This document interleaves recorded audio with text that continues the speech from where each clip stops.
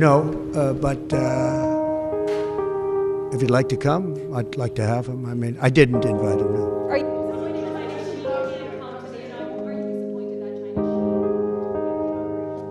I don't know that he won't be at the inauguration. I mean, I haven't really spoken to him about it. I don't know that, actually. I would say that if he'd like to come, I'd love to have him. But there's been nothing much discussed. I have had discussions with him, letters, et cetera, at a very high level. You know, we had a very good relationship until COVID. COVID didn't end the relationship, but it was a bridge too far for me. But if he'd like to come, I'd certainly be. He hasn't, just so you understand, he hasn't said one way or the other. Because a lot of people say he won't come, he will come. People think he will come, he won't come. It's something we barely discussed, just about didn't discuss. But I have had, especially through letters, some very good conversations. Have you had conversations with Venezuela? You know, because China and the United States can together solve all of the problems of the world, if you think about it. So it's very important. Is being recorded, and that includes soldiers. The soldiers are being. Really more difficult is going to be the Russia-Ukraine situation. I see that as more difficult. When you say there will be I don't think they should have allowed missiles to be shot 200 miles into Russia. I think that was a bad thing. And that brought the Koreans in, you know, North Korea, another man I get along with very well. I'm the only one that does.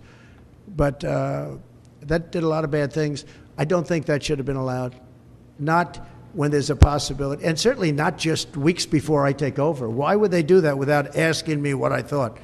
I wouldn't have had them do that. I think that was a big mistake they made. Will you reverse that decision when you're in office to let those I might, yeah. missiles be I thought it was a very stupid thing to do. And when you What should Zelensky, if anything, be prepared to give up to end this war? Do you have anything in mind to end this He war? should be prepared to make a deal. That's all. Got to be a deal. No, got to be a deal. Too many people being killed. That is a war that's hard. Too many people. Got to make a deal.